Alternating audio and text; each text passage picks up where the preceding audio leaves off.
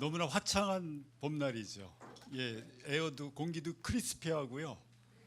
햇빛도 크리스피하고 자꾸 크리스피 도넛이 생각나시죠? 예, 하여튼 여러분과 함께 이렇게 좋은 날, 주님의 날에 함께 예배를 드릴 수 있게 돼서 너무나 감사합니다. 네, 그러면 우리가 오늘 본문 말씀 한번 같이 하나로 읽겠습니다. 시작. 그들은 사도들의 가르침에 몰두하며 서로 사귀는 일과 빵을 떼는 일과 기도에 힘썼다. 아멘. 우리가 사는 세상은 요즘 굉장히 빠르게 변하고 있어요. 그리고 제가 생각하기에는 좀 복잡해지는 것 같아요. 그 중에서도 빠르게 변하는 것 중에서 제가 체감할 수 있는 거는 핸드폰이에요. 그래서 지난 1월 달에 핸드폰 가게 우연히 갔다가 제가 아이폰 8을 썼거든요. 근데 그 사람 말에 또 귀가 이렇게 솔깃 넘어가가지고 아이폰 X로 바꾸게 됐어요. 추가 비용 없이요. 또 지금 내는 월 그 페이먼트보다 더 싸게. 그러니 이거 안 넘어가겠어요. 근데 바꿨더니 문제가 뭐냐면 물론 좋은 것도 있는데 또 배워야 돼요, 새로. 예, 또 새로운 기능을 또 배워야 되고 또 물어봐야 되고. 근데 이제 저 같은 경우는 아이폰 6부터 이렇게 쓰면서 돈을 더 주고 바꾸지만은 쓰는 건 똑같아요. 그 기본적으로 딱 쓰는 것만 쓰니까 그래도 또 이제 기능이 바뀌었으니까 배워야 되는데 많은 부분을 모르고 쓰는 거죠. 엄청난 기능이 있을 텐데 제가 쓰는 기능은 아마 굉장히 조금일 겁니다.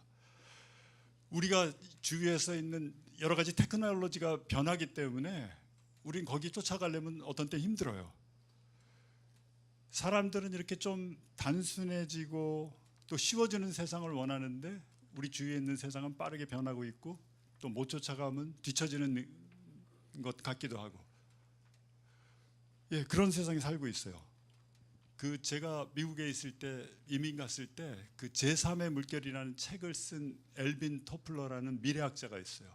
그 사람이 그때 이렇게 말하기를 80년대에서 앞으로 20년 후에 2000년대가 되면은 시간은 사람들이 일하는 시간은 절반으로 줄어들고 능률은 2배로 올라갈 거라고 얘기했어요. 근데 2000년이 됐는데 그래요? 시간이 절반으로 줄어들었나요? 아니에요. 오히려 더 일 많이 하게 됐어요. 능률이 올라갔나요? 물론 뭐 능률이 올라갈 수도 있지만 더 많은 시간을 일에다 투자하고 있는 게 현실입니다. 그렇다면 우리가 테크놀로지도 변하고 있는데 국가적으로의 현실은 어떨까요? 나라적으로. 우리 대한민국이요, 2013년 기준 대한민국 전체 부채가 얼마냐면 3,783조 원이에요. 3,783조 원인데 지금은 훨씬 더 많아졌겠죠. 근데 그게 국가, 정부 부채, 그 다음에 공기업 부채, 그 다음에 개인 회사 부채, 사기업 부채, 그리고 우리 가계 부채 다 포함한 부채가 3,783조 원이나 됩니다. 그리고 그 부채, 그 GDP에 따른 부채 비율이 얼마냐면 264%예요. 그러니까 그건 무슨 의미냐면 우리가 2년 반 동안 아무것도 먹지 않고 쓰지 않고 해야 갚을 수 있는 돈이에요. 대한민국 전체 국민이. 그래서 그게 많이 지금은 더 많이 증가했었는데 이 빚이 우리에게뿐만이 아니라 또 누구에게도 흘러갑니까? 우리 자녀 세대에게, 다음 세대에게도 계속 흘러갈 거예요. 그래서 사람들이 이 엄청난 부담감 때문에 미래가 살기 어렵다는 걸 이렇게 체감하고 있기 때문에 그 결혼하는 연령도 점점 늦어지고요. 또 출산율도 계속해서 떨어지는 것 같습니다. 미래 소망이 없어 보이기 때문에 우리가 꿈꾸는 유토피아, 그 엘빈 토플러가 얘기한 유토피아가 아니라 그 반대로 디스토피아로 가고 있는 것 같아요. 디스토피아는 어렵고 침울한 상황이라는 것을 뜻하는 단어입니다. 살기 어려운 곳이라는 뜻이에요. 세상은 더 변하면서 더 단순해지고 쉬워지는 게 아니라 더 복잡하고 어려워지고 있습니다. 그 아메리칸 대륙에 살았던, 물론 지금도 있지만 그 인디안들이 그 옛날에 자기들이 미래에 대해서 중요한 결정을 할 때는 모든 족장들이 모여서 언제까지 보냐 하면 앞으로 3세대 후까지, 앞으로 3대 후에까지 이것이 우리가 이 결정한 게 어떤 영향을 미칠지를 자세히 알아보고 서로 상의하고 그래서 결정한다고 합니다. 그런데 우리가 요즘 정치하는 사람들은 시야가 어때요? 물론 100년 대계라는 말도 있고 멀리 내다보고 정책을 결정하려고 하지만 대부분의 정치가들의 결정은 다음 선거예요. 다음 선거에서 당선되기 위해서 결정해요. 굉장히 이기적이고 굉장히 안목이 짧은 것을 볼 수가 있습니다. 자, 그렇다면은 교회적으로는 어때요? 우리 교회도 굉장히 급변하고 있어요. 프로그램들 많이 생기고 있고 또 여기저기서 새로운 무브먼트가 일어나고 있습니다. 그래서 그것들을 다 쫓아가다 보면 어떻게 되겠어요? 복잡하고 힘들어집니다. 교회 안에 사역의 종류도 많아지고 할 일들이 많이 생기게 됩니다. 새로운 무브먼트 쫓아가다 보면 교회의 사역의 패턴이 계속해서 바뀌어요. 그럼 나중에 계속해서 바꿔나가면 어떻게 돼요? 우리 성도님들 따라오는 사람들의 공동체 속에 있는 사람들의 마음이 어때요? 또 바뀌어? 또 바뀌나? 이러면서 그 대하는 태도가 앞으로 또 바뀔 텐데 라고 생각하면서 열심히 안 할 수밖에 없죠. 그렇게 열심히 쫓아갈 수가 없을 거예요. 또 바뀔 텐데 왜 또 이렇게 해야 돼? 라는 생각을 할 수가 있겠죠. 자, 그렇다면은 이 복잡한 세상에서 우리 교회의 모습은 어때야 되는가? 초대교회의 모습은 어떠했을까? 그들이 초점 맞추고 있는 것은 무엇이었을까? 정말로 그들 순수했고 성령 충만했고 세상을 복음으로 완전히 뒤집어 놓는 그런 교회의 모습은 어땠을까? 그들이 추구하는 건 뭐였을까? 라는 것을 오늘 우리 단 한 절의 말씀을 통해서 살펴볼 수가 있는 거예요. 우리 다시 한번 읽어볼까요? 시작. 그들은 사도의 가르침에 몰두하며 서로 사귀는 일과 빵 떼는 일과 기도에 힘썼다. 그들은요, 이 단순한 네 가지의 초점에 맞추어서 교회를 이끌어 나갔어요. 교회가 이렇게 움직였어요. 사도들의 가르침에 몰두하며 서로 사귀는 일과 빵 떼는 일과 기도하는 일에 힘썼다. 여기서 몰두하고 힘썼다라는 말이 영어로 보면 continued, steadfast 이렇게 나와요. steadfastly continued. 확고부동하게 흔들림 없이 지속적으로 해나갔다는 얘기예요. 무엇을요? 이 네 가지를요. 사도들의 가르침, 펠로우십, 교제, 사귀는 일, 그 다음에 빵 떼는 일, 다른 말로 얘기하면 뭐죠? 성찬, 커뮤니언, 그리고 기도하는 일. 이 네 가지를 확고부동하게 붙들고 지속적으로 해나갔다라는 말씀이에요. 이 사도행전 2장 잘 아시죠? 성령님이 이 교회 120명이 열심히 기도하고 있는 중에 성령님이 임하세요. 강력하게 큰 바람 소리로 불같은 혀로 성령님이 임해서 이들이 성령 충만함을 다 받아요. 그래서 베드로가 그날 설교했어요. 설교했더니 몇 명이나 구원받아요? 3,000명이 회개하고 예수 그리스도 영접하고 침례받아요. 그러면서 초대교회가 시작하게 됩니다. 그래서 그 시작한 초대교회가 매일 모일 때마다 실천한 게 뭐냐면 이 네 가지 실천했어요. 사도의 가르침을 받았고, 두 번째 펠로우십 했고, 세 번째 빵을 띄었고 떡을 띄었고, 네 번째 기도에 전혀 힘썼습니다. 자, 그러면 첫 번째로 우리가 사도들의 가르침에 몰두했다고 얘기했어요. 사도들의 가르침을 받기에 힘썼어요. 사도들은 말씀을 가르쳤고 교회는 그 말씀을 배우는데 갈급하고 몰두했어요. 이때는요, 신약 성경이 없었어요. 다 구약 성경이었어요. 그 구약 성경에서 나오는, 앞으로 구약 성경은 뭐죠? 앞으로 메시아가 오실 것이다. 메시아가 오실 것이다. 메시아가 오실 것이다. 라는 예언들이 많이 나오고 모든 게 예수 그리스도한테 초점 맞춰져 있는데, 구약 성경, 예수님 없이 구약 성경을 읽으면 어때요? 뿌옇죠. 확실하지가 않아요. 확신이 없어요. 근데 예수님이 오셨고 십자가에서 죽으셨고 장사되셨고 부활하셨고 승천하신 다음에 제자들이 사도들이 모여서 이 말씀을 가리키면 어떻게 되겠어요? 이게 너무나 잘 풀어지는 거예요. 이게 너무나 확실한 거예요. 이게 완전히 안개는 거치고 너무너무 클리어하게 보이는 거예요. 예수님을 알아가는 말씀의 즐거움으로 너무너무 충만했을 거예요. 너무너무 갈급했을 거예요. 기뻤을 거예요. 말씀이 들어올 때마다. 그래서 여러분한테 제가 여러분 언제 여러분 말씀을 이렇게 막 흡수하고 막 빨아들이고 이러는데 제일 기쁘고 충만하셨습니까? 예. 저도 제 이렇게 신앙 여정을 통해서 볼 때 제가 처음 구원받았을 때 너무너무 기뻤어요. 그때 암송한 귀절이 빌립보서 4장 6절 7절 말씀이에요. 아무것도 염려하지 말고 오직 모든 일에 감사함으로 너희 구할 것을 하나님께 아뢰라. 그러면 모든 지각에 뛰어난 하나님의 평강이 그리스도 예수 안에서 너의 마음과 생각을 지킬 것이라. 그때 염려하는 일이 생겼거든요. 우리가 염려하는 일이 생겨가지고 막 복잡하고, 또 개인적으로 미국에 처음 이민 가서 변호사를 사가지고 수를 우리가 했고, 그런 과정을 통해서 하나님이 이 말씀을 주셨는데, 이 말씀 계속해서 묵상하고 읽고 하면서 마음의 평강이 찾아왔어요. 너무 좋았어요. 계속해서 말씀 읽어나가는 게 너무너무 기뻤어요. 사도행전 6장 7절에 보면 이렇게 말씀하고 있습니다.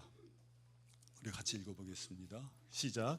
하나님의 말씀이 계속 퍼져나가서 예루살렘에 있는 제자들의 수가 부쩍 늘어나고 제사장들 가운데서 이 믿음에 순종하는 사람들이 많았다. 네, 하나님의 말씀이 점점 이렇게 왕성해서 예루살렘의 제자들의 숫자도 많아질 뿐만이 아니라 제사장 무리까지도 믿음에 순종했어요. 하나님의 말씀이 교회에 왕성해지면은 제자들의 숫자가 늘어나고 자라나게 돼 있어요. 하나님의 말씀이 막 갈급하고 말씀이 선포되고 말씀을 배우는 기쁨으로 교회가 충만하고, 가르치는 사람도 기쁨으로 가르치고 배우는 사람도 기쁨으로 충만하고, 이렇게 될 때 교회의 숫자가, 제자들의 숫자가 늘어나게 되는 겁니다. 우리 느헤미야서 계속해서 공부하고 지난주에 마쳤는데요. 느헤미야서 8장에 보면 오늘 제가 주보 보니까 또 고다윗 전도사님이 느헤미야서 8장 1절부터 3절 또 가르치시더라고요. 8장에 보면은 공동체가 성전이 완성이 되고 공동체가 세워진 다음에 하나된 공동체가 기쁨으로 처음으로 요구한 게 뭐냐면, 그때 학사 에스라가 와 있었어요. 느헤미야 전에 온 귀환한 에스라하고 느헤미야가 있었는데, 에스라한테 요구해요. 모세 율법책을 우리한테 가져다가 우리한테 읽어주십시오. 그래서 모세 율법책이, 하나님의 말씀이 선포되면서 부흥이 일어나요. 이스라엘 공동체. 이게 얼마나 멋있어요. 말씀에 갈급했어요. 말씀을 들을 때 기쁨으로 받았고 죄를 고백했고 너무너무 좋아서 하나님을 예배했고 찬양했어요. 공동체가. 이렇게 올바르게 말씀이 선포되고 가르치고 기쁨으로 우리가 받을 때 교회의 부흥이 일어나게 됩니다. 만약 우리 교회도요, 여러분들이 이 목사님한테 우리 금요 예배만 부족한 것 같은데 수요일날 좀 모이는 게 어때요? 수요일날 좀 예배를 좀 드리고 기도하고 말씀 읽고 함께 펠로우십 하는 게 어때요? 라고 얘기하시면 목사님 얼마나 좋아하시겠어요? 기쁨으로 가르치시겠죠. 예? 아주 모여라도 잘 안 모이는데 만약 여러분들이 먼저, 공동체가 먼저 우리 갈급합니다. 예, 그랬어요. 초대교회는. 여호수아서 1장 8절 한번 읽어보겠습니다. 같이 읽겠습니다. 시작. 이 율법책의 말씀을 늘 읽고 밤낮으로 그것을 공부하여 이 율법책에 쓰여진 대로 모든 것을 성심껏 실천하라. 그리하면 내가 가는 길이 순조로울 것이며 내가 성공할 것이다. 예, 다른 번역서에는 이렇게 나와 있습니다. 이 율법책을 내 입에서 떠나지 말게 하며 주야로 그것을 묵상하여 그 기록한 대로 다 지켜 행하라. 그리하면 내 길이 평탄하게 될 것이더라. 내가 형통하리라. 어떻게 번성하고 어떻게 성공하냐고요? 말씀을 먹고 묵상하고 지킬 때. 아주 심플해요. 아주 단순해요. 말씀을 내 입에서 떠나지 말게 하고 그것을 주야로 묵상해서 그 말씀 속에 있는 것을 다 지켜 행할 때 내 길이 평탄하고 내가 형통하게 된다라고 하나님께서 약속하셨어요. 약속의 말씀이에요. 어떻게 할 때? 말씀 지킬 때. 말씀 있는 모든 말씀을 다 지킬 때. 이러면서 우리는요, 말씀이 나오면 먼저 지키는 것부터 생각해요. 순종해야 되는데, 모든 거 다 순종해야 되는데. 이래서 부담스러워요. 어떤 데는 짐이 돼요. 그래서 여기 이 구절에서도 보면은 앞에 거는 이렇게 빼버리고요, 지키는 데 초점 맞춰요. 말씀 그러면 지키는 거, 말씀 그러면 순종하는 거. 아니에요. 순종하기 전에 뭘 해야 된다고요? 내 입에서 떠나지 말게 하고 날마다 묵상하라고 그랬어요.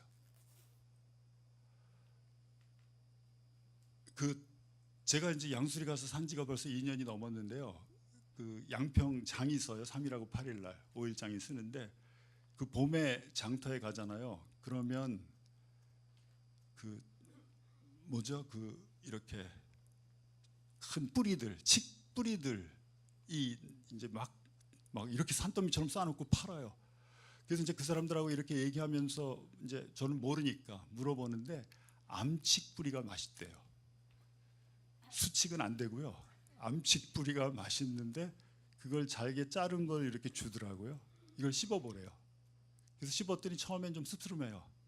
근데 어떻게 되는지 아세요? 그걸 씹을수록요 단맛이 계속해서 달아져요. 그래서 저희 아버님 세대, 어머님 세대들은요 학교 앞에서 그 암칡 뿌리를 팔았대요. 그땐 껌이 없었으니까. 그걸 뭐 1원인가 50전인가 주고 사가지고 껌 대신 씹는 거예요. 계속 씹으면 나중에 막 점점점 이게 달아져요. 그리고 물론 뱉었겠죠. 예, 그렇듯이요. 우리가 하나님 말씀 순종하기 전에 내 입에서 떠나지 않게 하고 묵상하지 않으면 순종하는 게 어려워져요. 이 말씀이 달아야 순종해요. 이 말씀이 아주 너무너무 정말 내가 너무너무 나한테 좋게 이렇게 좋은 거였나라고 내가 느끼고 깨닫기 전까지 순종하는 게 어려워요.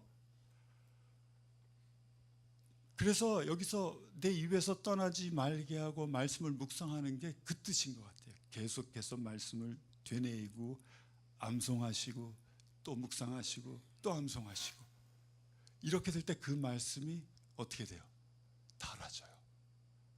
달아지면 우리가 어떻게 할 수 있어요? 기쁨으로 지킬 수 있어요.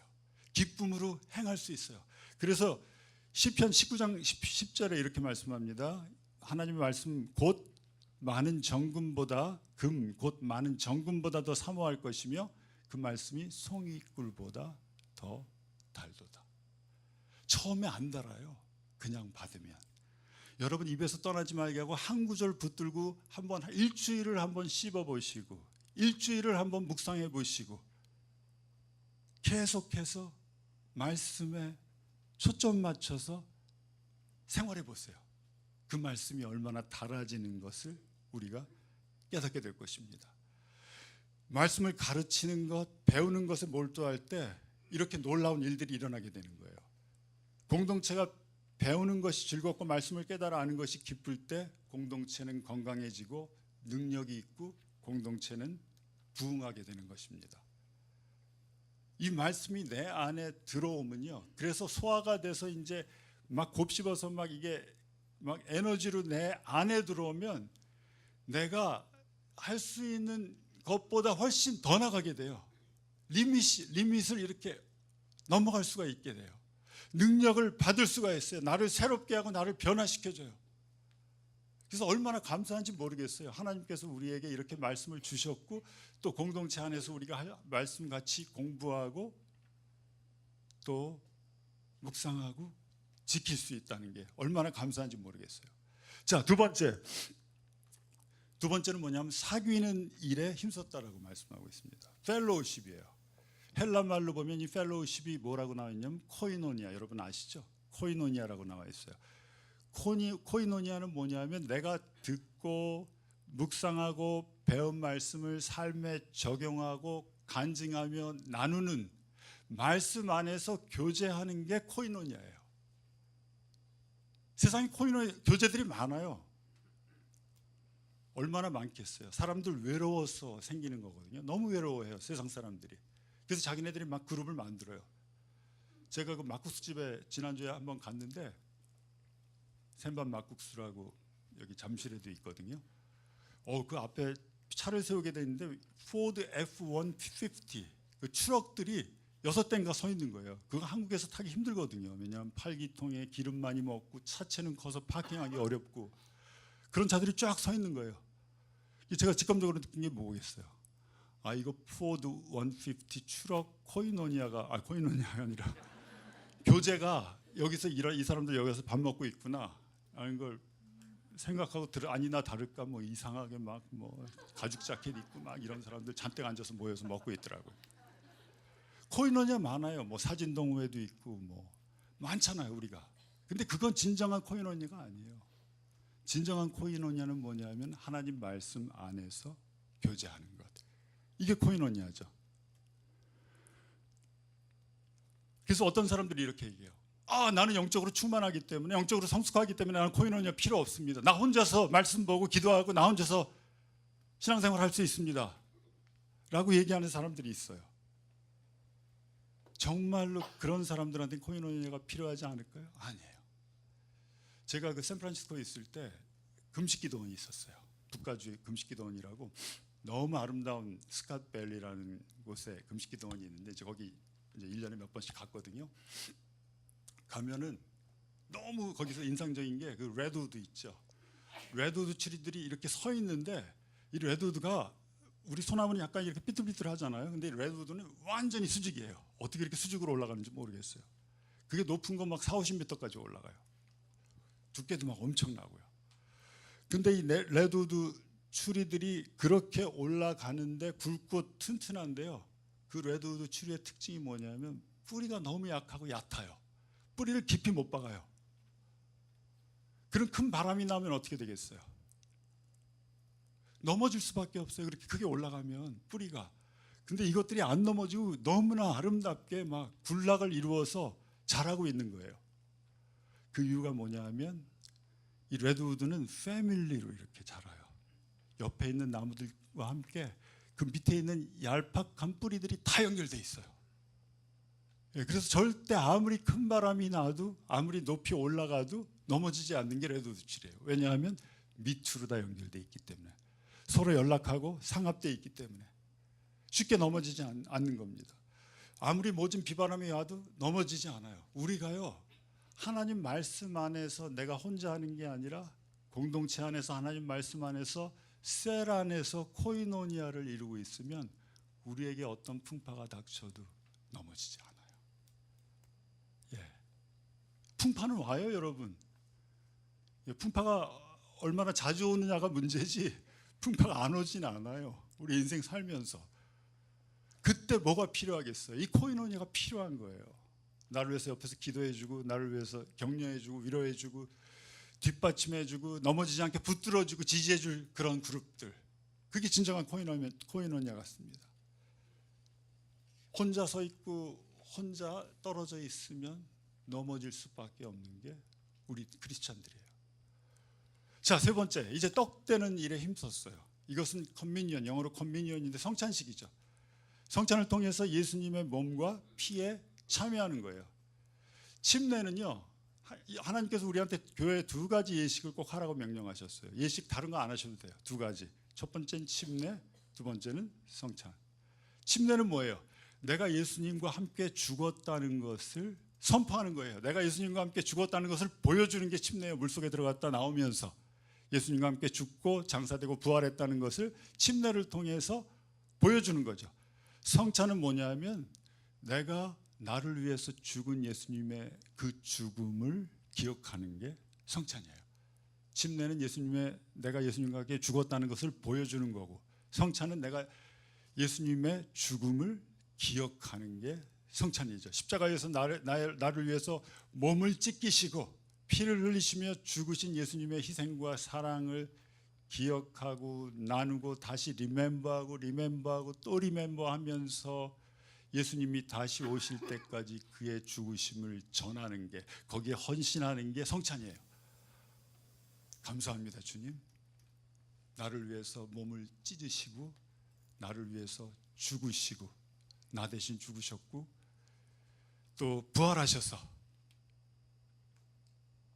부활하신 주님 감사합니다. 내가 그 주님을 주님께서 다시 재림하실 때까지 전하겠습니다 라고 헌신하는 게 바로 성찬이에요. 성찬의 의미죠. 그래서 우리가 이렇게 코이노니아 공동체에서, 물론 여기서 떡 갖다 놓고 장 갖다 놓고 피에 참여하는 것도 성찬이지만 분명한 의미에서는, 근데 우리가 예배 끝나고 위층에 올라가서 같이 식사하면서 펠로우십 하는 것도 어떤 의미에서 성찬이에요. 내가 그 마음을 가지고 그 점심을 대하면, 내가 마음을 가지고 나한테 주신 그 음식을 나누면 우리가 성찬에 참여한다라고 볼 수가 있는 겁니다. 얼마나 감사한지 모르겠어요. 자, 이제 네 번째, 기도에 전혀 힘썼어요. 기도도 우리가 혼자서 기도하는 게 기도가 있고, 그다음에 코어포레이틀리 우리가 함께 기도하는 게 있잖아요. 그래서 혼자서 우리가 기도도 하지만 함께 모여서 기도할 때 이 기도가 파워풀해요. 그래서 우리 하나님 아버지는 우리가 합심해서 기도할 때 더 그 응답을 강력하게 해주시는 거예요. 중보기도를 통해서 우리가 합심해서 기도할 때, 혼자 기도하는 것보다.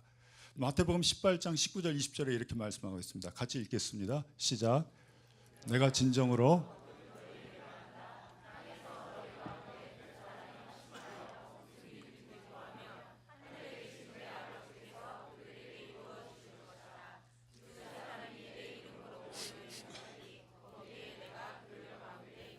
네, 여기서 말씀하시는 게, 땅에서 너희 가운데 두세 사람이 합심해서 무슨 일인지 구하면 하늘에 계신 아버지께서 그들에게 이루어 주실 것이다 라고 약속하셨어요. 같이 기도하는 거, 합심해서. 제가 그 YM에서 DTS 받느라고 코나에 1년 있었거든요. 근데 거기 한국 분들이 많이 와요. 그때가 2000년도 초였어요. 제가 제일 어렵고 힘들 때였는데, 그때 하나님이 그 코나로 인도해 주셔서 거기서 회복시켜 주시는 그런 과정을 겪었습니다. 근데 한국 분들이 많이 와서 기도하면은 미국 사람들이, 외국에서 온 사람들이 못하는 게 있어요. 합심 통성 기도 있죠. 그건 절대 못해요. 그건 유일하게 한국 분들이 많이 해요. 아주 확실하게 분명하게 우리 모이면 그렇게 기도하잖아요. 얼마나 뜨거워요. 그 부러워해요 그걸. 저 사람들 어떻게 저렇게 기도하지? 외국 사람들 모여서 기도하면 의자에 이렇게 삥 둘러놓고 앉아서 한 명씩 돌아가면서 기도해요. 그럼 마지막 사람이 예수님의 이름으로 기도합니다 하면 마치는 거예요. 돌아가면서. 뭐 그것도 이제 성령님께 깨어 있으면서 서로 기도하는 것도 좋은 거죠. 근데 우리 합심 기도도 파워풀한 거예요. 그래서 합심 기도라는 말이 영어로 그렇게 있지가 않았어요. 그래서 그 사람들도 이제 우리가 기도합시다 할 때, 합심 기도합시다 할 때 그들이 쓰는 영어는 뭐냐면 Let's pray in Korean style 그래요. 한국 그게 그냥 토착 그게 됐어요, 언어가. 우리 코리안 스타일로 기도합시다라고 얘기하면 같이 소리내서 통성으로 합심해서 기도하자는 의미가 됐어요. 그렇게 합심 기도할 때 훨씬 더 혼자 드리는 기도보다 파워풀한 기도를 하나님께 드릴 수 있는 겁니다. 19세기에 영국 교회 부흥을 이끌었던 그 유명한 설교자가 있었어요. 찰스 스펄전 목사가 이렇게 말했습니다. 게을러서 기도하지 못한다면 어떻게 축복을 기대할 수 있겠습니까? 같은 장소에 모여서 한 마음으로 기도하며 주님을 섬기지 않는다면 어떻게 오순절과 같은 역사를 기대할 수가 있겠습니까? 우리가 모여서 합심으로 기도하는 게요, 이게 막 기도하지만 엄청나게 파워풀한 거예요.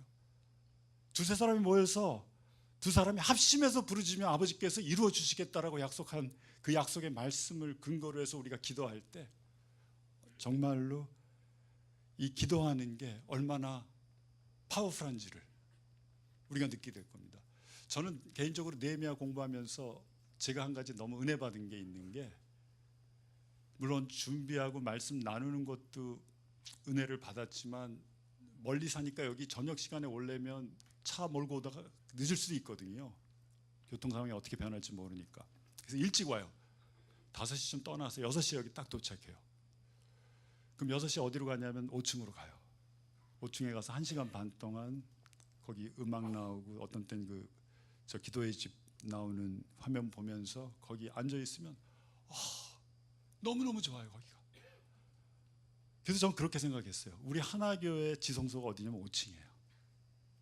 예, 거기가 지성소예요, 여러분. 물론 여기도 지성소예요. 하나님 만나는 곳이 지성소인데 여기보다 거기 올라가잖아요. 거기가 지성소. 성령의 임재가요 너무 강력해요. 예, 너무 파워풀해요. 그냥 막 찬양이 나와요. 그냥 저절로 성경이 막 읽혀져요. 기도가 나와요. 강력하기 때문에. 그래서 그런 생각했어요. 저 5층이 우리 성도님들로 인해서 꽉 차면 사탄이 근심할 거예요. 염려할 거예요.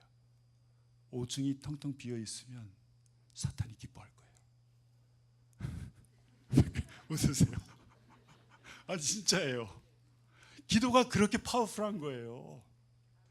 저도 목사지만 제일 약한 부분이 기도예요. 말씀이야 준비해야 되니까 어쩔 수 없이 보는 거예요. 기도 제일 뒤로 미루잖아요, 우리가.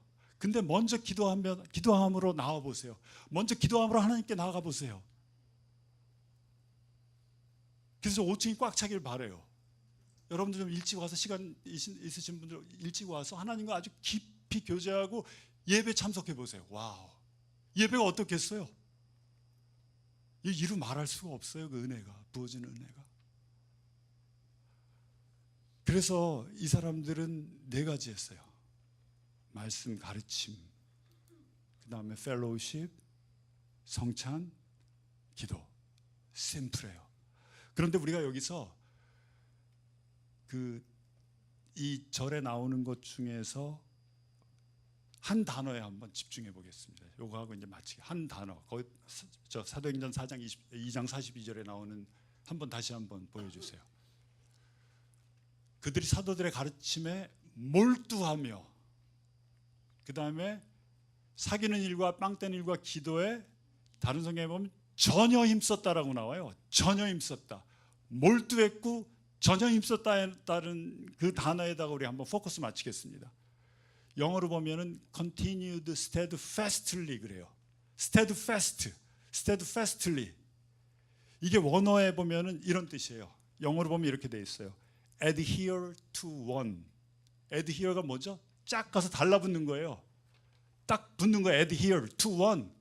어떤 하나에 쫙 달라붙는 거예요. 그게 steadfast의 문자적 의미예요. 한 가지 일에 계속해서 헌신하는 거예요.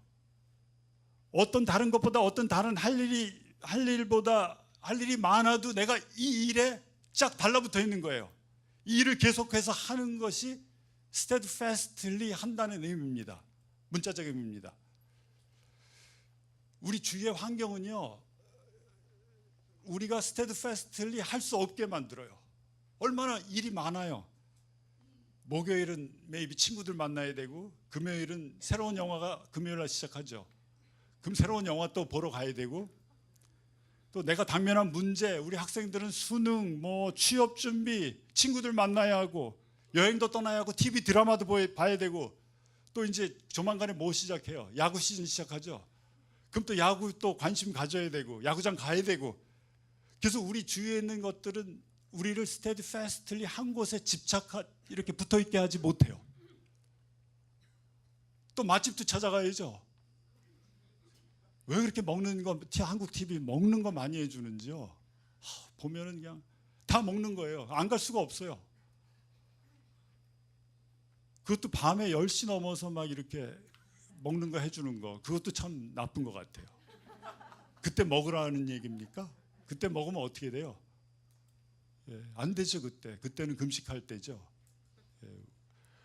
그래서 우리를 스테디패스트하게 못하게 하는 게 우리의 환경이에요. 그러면 이 스테디패스트하다는 게 어떤 의미일지를, 이게 왜 그렇게 중요한 단어인지를 한번 성경의 몇 구절을, 이 스테디패스트가 나오는 구절을 살펴보겠습니다. 첫 번째는 사도행전 6장 15절 말씀이에요.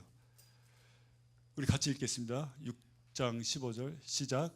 공회에 앉아있는 사람들이 모두 스데반을 주목하여 보니 그 얼굴이 천사의 얼굴 같았더라. 공회에 앉아있는 사람들이 모두 스데반을 어떻게 했다고 그랬어요? 주목하여 봤다고 그랬어요. 그랬더니 그 얼굴이 천사의 얼굴 같았더라. 여기서 이 영어로 보면 looking steadfastly예요. 그 스데반의 얼굴을 아주 그냥 찰싹, 그 얼굴에 집중해서 찰싹 달라붙게 주목해서 스데반을 쳐다본 거예요. 그랬더니 스데반의 얼굴이 천사의 얼굴 같았어요. 스데반이 그 사도들이 너무 바빠가지고 막 여러 가지 공동체 일이 많아지니까 사도들이 7집사라고 해도 좋고 하여튼 7사람 뽑아가지고 그 일을 맡겼어요. 근데 스데반이 성령 충만하고 은혜가 충만해서 기적도 베풀고 막 큰 일을 행하니까 거기에 대해서 좀 변론하고 반론하고 트집 잡는 사람들이 일어나서 이 스데반을 공회의에 거짓 증거로 고소해버려요. 그래서 잡혀가게 돼요, 공회의로. 그래서 공회의 사람들이 잡혀온 스데반의 모습을 주목해서 봤더니 우와, 이게 천사의 얼굴 같았어요. 그 사람들이 누구예요? 예수님 안 믿는 사람들이에요. 종교적인 사람들이에요. 구약에 갇혀있는 사람들이에요. 우리말로 얘기하면 지금 교회 밖에 있는 사람들이에요. 주위에 있는 사람들. 우리도 우리가 예수 믿고 내가 교회 나가고 이런다고 그러면요, 사람들이 그래라고 보지만요, 그 사람들이 한쪽으로는 우리를 스테디패스트리 봐요. 네가 교회 나가? 그게 어떤데? 네 삶이 어떤데? 이렇게 쳐다보는 사람들도 있을 거예요. 물론 다는 그렇게 안 보겠지만 봐요. 그렇게 꼭 내 삶이 어떻게 변하는지, 네가 교회 나와서 뭐가 달라지는지, 특히 가족들 사이에서 봐요. 세상이 우리를 스테디패스트리 보고 있어요. 모세가 40일 동안 시내산에서 하나님 만나고 내려왔을 때 그 얼굴이 너무너무 광채가 나서 자기는 못 느꼈지만 사람들이 수건을 막 뒤집어 씌웠어요. 너무 괴로우니까 자기들. 40일 동안 자기네들은 금송아지 만들어서 우상 금방 타락해서 절하고 음란한 행위하고 막 댄스하고 파티하고 즐기고 있다가 모세가 내려오는 모습을 보고 찔려가지고 수건을 둘둘 말았어요. 우리도, 여러분이요, steadfastly 하나님 말씀에 집중하고요, 우리 성도님들과 말씀 안에서 교제하고요, 성찬하고 기도하면 40일 동안, 40일 후에 여러분의 모습이 달라져 있을 거예요. 5층 매일 올라가시고요, 또 저녁에 우리 만나서 코이노니아 교제하고요, 셀그룹 나가시고요, 말씀 읽으시고요, 기도하면 그렇게 40일만 해보세요. 정말 세상 사람들이 우리를 보고 얘기할 거예요. 달라졌는데 라고요. 중요한 것 같아요. 스테디패스트리 하는 게 우리가. 자, 그 다음 구절이 또 스테디패스트리가 쓰인 게 사도행전 7장 55절에 나옵니다. 같이 읽겠습니다. 시작. 그런데 스데반이 성령이 충만하여 하늘을 쳐다보니 하나님의 영광이 보이고 예수께서 하나님의 오른쪽에 서신 것이 보였다. 이제 스데반이 7장에서 엄청난 설교를 해요. 그러면서 그 사람들 질타해. 목이 곧은 사람들, 율법적인 사람들, 종교인들. 이 사람들이 열받아가지고 이제 스데반 성 밖으로 끌어내서 돌로 치려고 할 때 스데반이 뭐 했어요? 하늘을 올려다봤어요. 성령이 충만해서 하늘을 주목하여 하나님의 영광 및 예수와 함께 예수님이 하나님 우편에 서신 것을 보니 할 때 거기서 주목했다는 말이 스테디패스트리예요. 스데반이 성령이 충만해서 하늘을 쳐다보고라고 돼 있어요. 우리가 주목하여 볼 것이 또 하늘이에요. 우리가 스데반이 지금 어떤 상황이죠? 이제 돌 3,000개 맞아서 3,000개인지 모르겠지만 하여튼 돌 맞아서 금방 죽을 운명이에요. 앞으로 몇 분 있으면 죽어요. 근데 스테반이 하늘을 쳐다봤어요. steadfastly. 어떤 의미가 있는 거예요? 우리가 하늘을 steadfastly 쳐다볼 때 이 세상을 이길 수 있는 거예요. 내 환경을 극복할 수 있는 거예요. 내 환경에 굴하지 않을 수 있는 게 우리가 하늘을 쳐다보는 거예요. 어떻게 해요? steadfastly. 쳐다볼 때 환경을 이길 수 있는 거죠. 그래서 우리에게 필요한 게 또 뭐냐 하면 하늘을 계속해서 주목해서 쳐다보는 게 필요합니다. 우리가요, 지금 다 우리도 제가 너무 죄송한 말씀이지만 저도 그렇고 다 이렇게 디티어레이트, 이거 뭐죠? 이렇게 쇠퇴해 가고 있어요. 다른 말로 뭐예요? 우리가 자꾸 죽어가고 있다는 얘기예요. 우리 몸은 쇠퇴해 가고 있고, 또 하나의 다른 말로 뭐예요? 우리가 지금 하늘을 향해서 가까이 나가고 있는 거예요. 하나님 계신 곳을 우리가 가까이 나가고 있는 거예요. 그래서 이 세상에 살아있는 동안 이 몸은, 육신은 뭐냐면 텐트고 장막이에요. 그냥 내가 쓰는, 하나님이 나를 이곳에 담아서 이 세상 살게 하는 텐트고 장막이니까 우리는 이 텐트와 장막에 사는 동안에 우리가 steadfastly 바라봐야 할 곳이 있다면 하늘이에요. 내가 가서 영원히 하나님 아버지와 살 수 있는 그곳, 주님과 함께 영원히 거할 수 있는 그곳, 지금 내 하나님 우편에서 나를 위해서 기도해 주시고 있는 그 예수님이 계신 그곳, 나를 위해서 처소를 예배했는데 가서 다시 오신다고 했으니까 내가 영원히 살 집을 예수님께서 이미 예배해 놓고 계신 그 하늘, 그 하늘을 steadfastly 바라보고 있을 때 우리는 이 세상을 이길 수 있는 거죠. 자, 이제 하나만 더 보겠습니다. 누가복음 9장 51절입니다. 예, 읽겠습니다. 시작. 예수께서 하늘에 올라가실 날이 다 되었다. 네, 예수님이 공생의 3년을 지내시고 마지막 이제 예루살렘을 향해서 유월절을 앞두고 결심하시는 게 나와요. 어떻게 결심하세요? 예수님께서 승천하실 기약이 차감해 예루살렘을 향하여 올라가기로 굳게 결심하시고, 여기서도 steadfast가 쓰입니다. steadfastly set his face up to go to Jerusalem. 제루살렘에 가기로 아주 굳게 결심하셨다는 얘기예요. 제루살렘에 가면 어떻게 되는데 앞으로 일주일 후에 십자가에 죽으실 수밖에 없는 게 예수님의 데스티니인데, 예수님은요 태어나자마자 steadfastly 골고다 십자가를 향해서 가셨어요. 자기가 아무리 유명해져도 사람들이 아무리 자기 바지 끄끄릉이 끄고 우리의 왕이 되십시오라고 간청하고 애원해도 다 뿌리치고 steadfastly 계속해서 지켜보며 가신 곳이 골고다 십자가예요. 왜 가셨어요? 거기 가야만 여러분과 저의 죄가 해결돼요. 여러분의 죄와 저의 죄가 용서받을 수 있는 건 예수님이 십자가에서 우리의 죄를 위해서 죽으시고 죄값을 치러 주심으로 말미암아 가능한 거예요. 다른 길이 없어요. 우리를 구원하기 위해서, 우리 사랑하시니까 우리 구원하기 위해서, 우리를 천국으로 인도하기 위해서, 하나님과 우리 사이에 있는 장벽, 죄의 장벽을 없애주기 위해서 예수님이 우리 대신 십자가에 달리셔서 나의 죄를 지고 돌아가시고 죽으시고 부활하셨기 때문에 우리가 하나님 앞에 나갈 수 있는 거고, 죄 용서를 받을 수 있는 거고, 영원한 생명을 얻고 누릴 수 있게 해 주시려고 예수님은 계속해서 줄곧 다른 것 쳐다보지 않으시고 골고다를 향해서 가신 거예요. 얼마나 감사한지 모르겠어요. steadfastly 마지막에도 예루살렘을 향하여 올라가기로 굳게 결심하시고 이제 그 발걸음을 뛰신 거예요. 마지막 일주일 발걸음을요. 자, 그래서 저희가 초대교인들이 그렇게 이런 말씀도 없었고 우리처럼 이런 환경도 없었고 한데도 불구하고 그 예루살렘을 다 변화시키고 주위에 있는 지역도 다 변화시키고 로마까지 막 변화시킬 수 있는 엄청난 복음으로 세상을 완전히 뒤집어 엎을 만한 그런 교회로서의 집중했던 네 가지가 뭐냐면 바로 말씀 앞에 서는 것, 말씀 배우고 가르치는 것, 코이노니아 하는 것, 커뮤니언 하는 것, 그리고 기도하는 것이에요. 얼마나 요즘 세상은 계속해서 바뀌고 변화되고 있고 막 체인지되고 있어요. 근데 우리가 계속해서 변하지 않는 게 있다면 바로 이 네 가지, 교회로서 할 수 있는 게, 물론 변화가 필요하죠. 바뀌니까 얼마든지 필요해요. 그렇지만 잊어버리지 않고 계속해서 변하지 않고 계속해서 교회가 있는 한 해야 될 게 뭐냐면 이 네 가지를 해야 됩니다.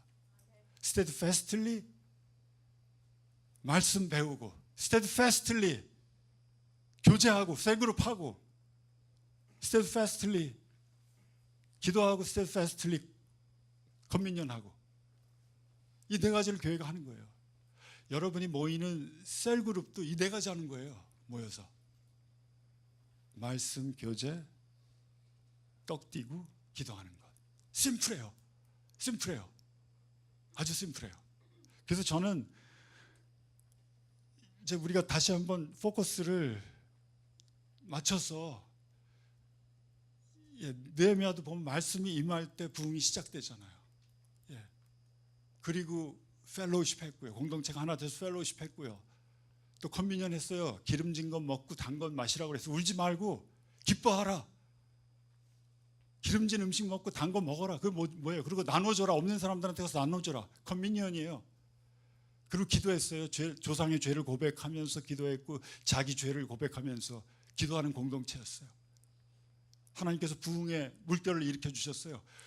느헤미야서 이후에 쓰여진 책이 말라기서가 마지막 책이고, 400년 동안 하나님 말씀 안 하셨어요. 왜 말씀 안 하셨겠어요? 물론 이 사람들이 업앤다운이 있었어요. 또 이제 밑으로 빠지고 이런 것도 있었는데, 메이저리 하나님한테 반역하지 않았어요. 우상 절대 섬기지 않았어요. 바벨론에 돌아온 이후엔 400년 동안 하나님이 하늘에 문 닫고 선지자 안 보내셨던 건 무슨 이유입니까? 이들이 잘하고 있었던 거예요. steadfastly 붙어 있었던 거예요. 그 이스라엘 공동체가요. 예루살렘 공동체가. 그래서 한번 우리가 우리 개인적인 삶에, 또 공동체의 삶에 우리가 이렇게 steadfastly 네 가지에 초점 맞춰서 심플하게 신앙생활 할 때, 우리는 우리 주위에 거룩한 충격을 주게 될 겁니다. 우리 교회가 부흥하게 될 겁니다. 하나님께서 놀랍게 일으키실 거예요. 다음 세대도 일으키시고 부흥하면서 또 세상을 향해서 나가게 하실 겁니다. 그래서 이렇게 복잡하고 어렵고 힘들어지는 세상 가운데 우리 교회가 할 이 네 가지, 심플한 네 가지에 저와 여러분이 초점 맞춰서 나아가는 공동체가 되기를 기도합니다. 기도하시겠습니다. 아버지 하나님, 너무나 감사합니다. 저희들 사랑해 주셔서 이 공동체로 모아주셨고, 또 구체적으로 초대교회를 통해서 우리가 어디에 초점 맞춰서 어디에 찰싹 달라붙어서 신앙생활 해야만 하는지를, 무엇이 우선순위인지를 보여주신 하나님께 감사하고 하나님을 찬양합니다. 아버지, 우리가 이 들은 말씀을 이제 우리의 개인적인 삶에, 공동체의 삶에, 또 셀그룹의 삶에 아름답게 적용할 때 정말 하나님께서 놀랍게 역사해 주시고 은혜 부어 주시고 또 능력 부어 주시는 것을 우리가 체험하며 즐겁고 찬송하며 감사하며 주님께 나아가는 공동체가 되게 축복해 주시옵소서. 예수님의 이름으로 감사드리며 기도하옵나이다. 아멘.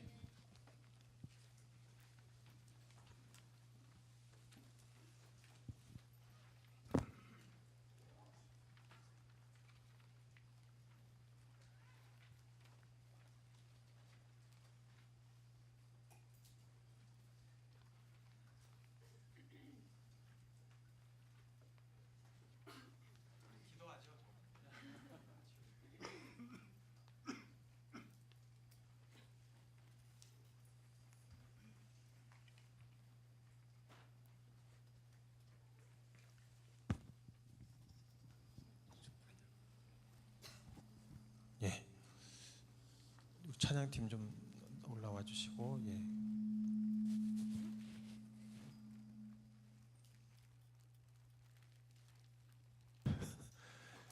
되세요? 예, 잘 들리시죠? 예, 기도하겠습니다. 예, 귀한 말씀.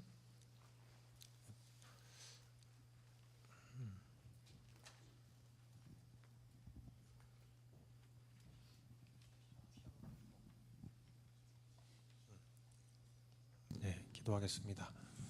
오늘 또 아주 중요한 말씀 주셨습니다. 교회의 가장 기초 네 가지를 말씀하셨습니다.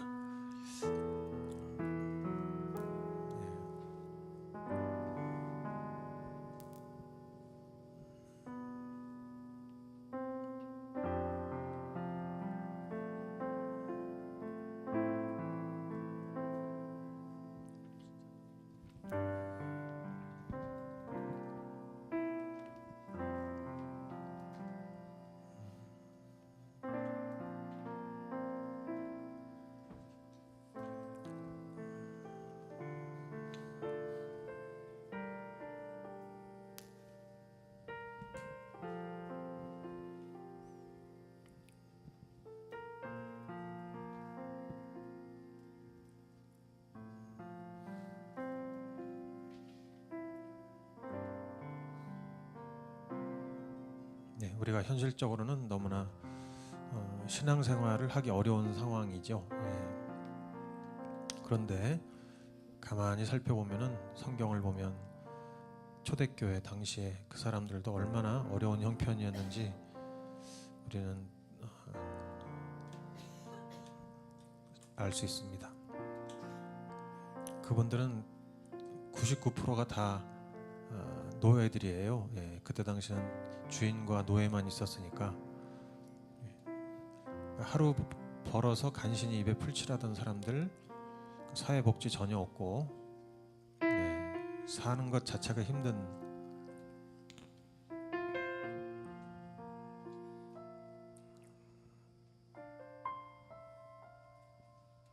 물론 뭐 지금처럼 인터넷이며 게임이며 뭐 레저 스포츠며 동호회며 이런 거 없었겠죠. 그러니까 당연히 TV도 없고, 그러니까 전기도 없고, 그러니까 밤이 되면 그냥 할 게 없고, 이제 물론 그런 어떻게 보면 혜택도 있었어요. 지금 우리와 다른, 할 게 없으니까 모일 수 있었던.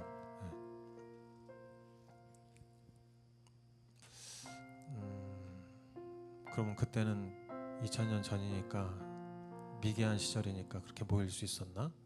근데 우리는 그러면 현대인 참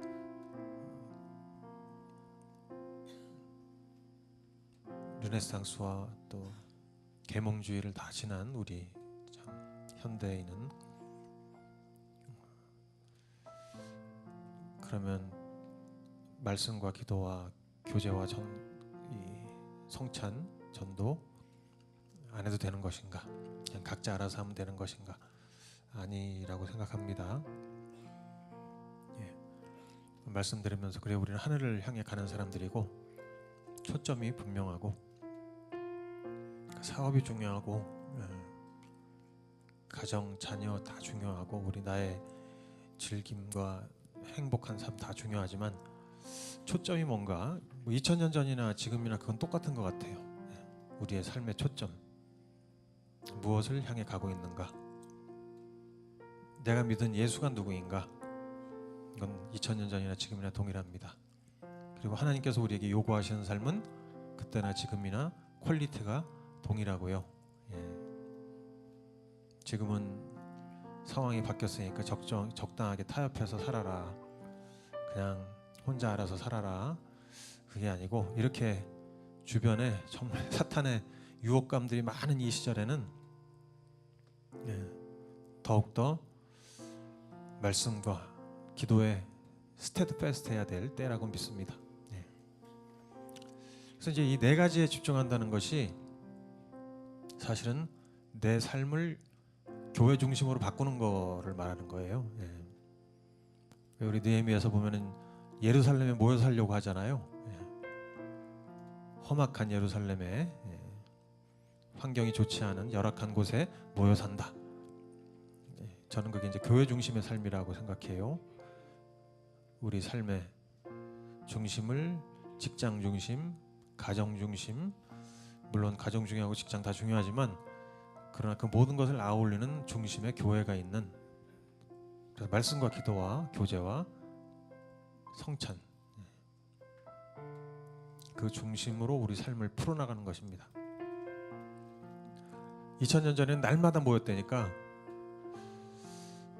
날마다는 아니어도 하여튼 교회 중심으로 살려고 애쓰는 거죠.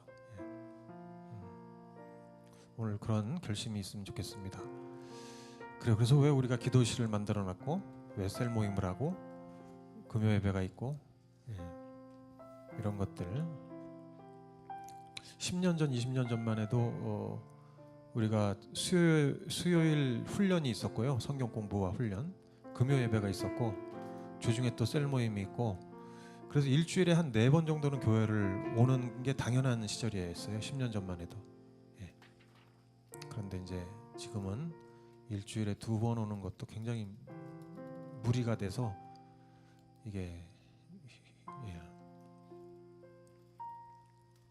금요 예배와 주일 예배 오는 것도 무리가 돼서 금요 예배도 이제 안 오시는 분들이 대부분 많고 이제 이렇게 되는 거죠. 셀 모임도 주일날 주중에 못 하니까 그냥 주일날 뭐 대충 이렇게. 그러니까 이게 4가지에 집중하기가 너무 쉽지 않은 거예요.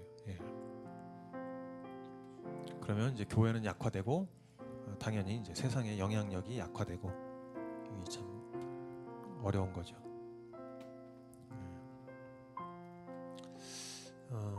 물론 뭐 우리 현실에 맞게 해야 되겠지만 원칙적으로 내 삶을 이렇게 교회 중심으로 바꾸겠습니다. 그렇게 되도록 한번 애써 보는 거죠. 어떻게 현실적으로 많은 무리들이 있는데 그것을 어떻게 돌파할 수 있을지. 우리 주부들도 일하시는 분들이 많아서 이제 우리가 남편 혼자서 이제 벌이로는 이제 생활이 안 되니까 잘 이제 그런 게 많아지니까 주부님들도 주중에 셀을 하기 힘들어요. 이제 이렇더라고요. 그러니까 이게 달라진 거예요. 지금 우리 삶의 문화가. 그래서 당연히 10년 전에는 그냥 주부들은 낮에 이렇게 셀을 하고 하는 게 당연해서 뭘 많이 할 수 있었는데 지금은 아닙니다. 그러니까 이게 참 쉽지 않은 거죠. 이런저런 상황 속에서 하나님 어떻게 우리가 이 4가지에 집중할 수 있는 스테드패스트 할 수 있는 교회 중심의 삶을 살 수 있을까요? 우리 각자 주님 앞에 기도하며 헌신하면 좋겠습니다. 기도하겠습니다.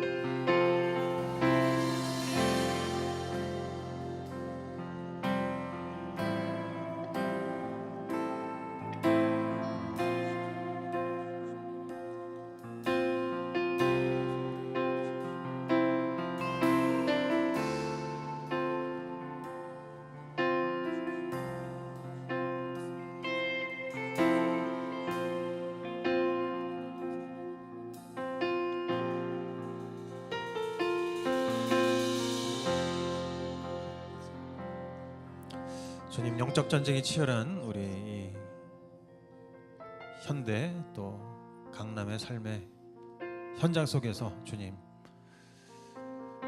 그리스도인으로서 또 하늘나라를 향해서 집중해서 달려가는 사람으로서 우리의 삶이 하나님 중심 교회 중심이 되게 해주십시오.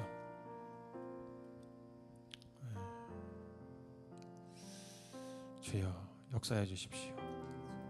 우리 한 분 한 분의 마음을 움직여 주시고 성령님 오늘 말씀을 통해 또 성령님의 그 강력한 격려하심과 위로하심과 책망하심이 우리 안에 있게 하시며 우리의 마음이 스테드패스트하게 주님께로 향할 수 있도록 교회로 향할 수 있도록 역사해 주세요. 예수님의 이름으로 기도합니다.